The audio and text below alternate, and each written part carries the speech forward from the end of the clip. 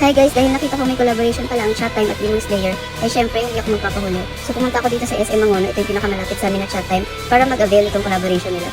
Kailangan mo lang bumili ng large stream para maka-avail, and tatlo yung pagpipilian nila. Merong tumbler, collectible card, and deluxe keychain. Unfortunately, yung tumbler limited lang siya, so itong collectible card and keychain na lang yung nakuha ko. Tapos blind box din siya guys, so hindi natin sure kung sino yung nakuha. Ayan, so excited na buksan.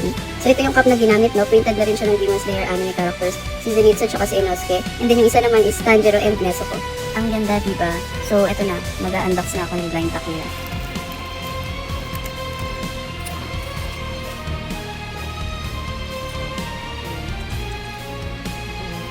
Wow, I like it. We got Ryu and Shinobu. Wow, I like it.